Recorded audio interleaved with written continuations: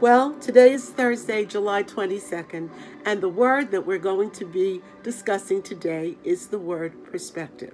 But before we get started, for those of you who don't know me, my name is Denise Miller, and I am a certified John Maxwell Team independent trainer, coach, and speaker. This is on my YouTube channel, and I'd love to have you share it. And if you like the content, also to like it and to set the little notification bell so that you will know whenever I post a new video. I'll be posting videos daily up through the 31st of July and then potentially weekly going forward. I'm really making that decision as we go forward for the next 8 days. However, I want to discuss the word perspective today.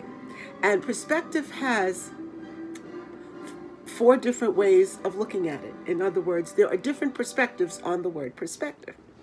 Perspective can mean the way that someone sees things, and that's generally the way that we use it most often. But perspective is also an art term, which means that you have taken something and drawn it on a flat piece of paper, but drawn it in a way that it looks three-dimensional.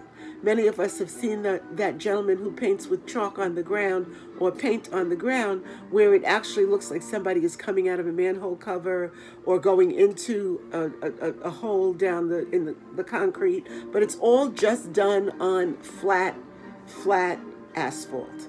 And then there's also a geometrical term, which I am not even going to attempt to explain to you today because I didn't understand geometry when I was in the 8th grade, and all of these years later, I still don't understand. Frankly, it's not a part of my life, so it doesn't really matter that much.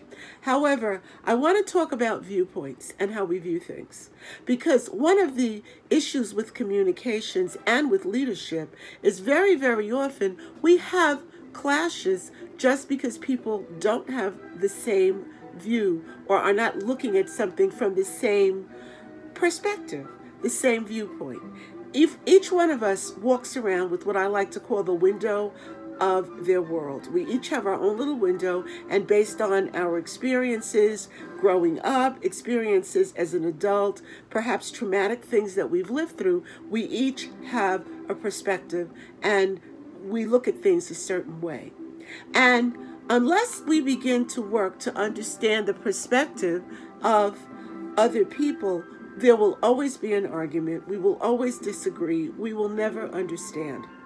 And so what I'd like to ask you to do today is, whenever you are in a situation where you really don't quite agree with what someone is saying, take a look at their perspective.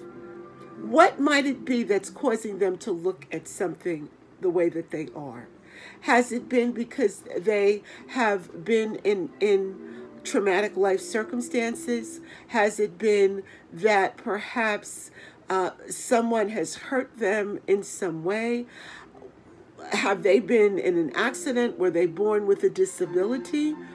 It could be so many different things.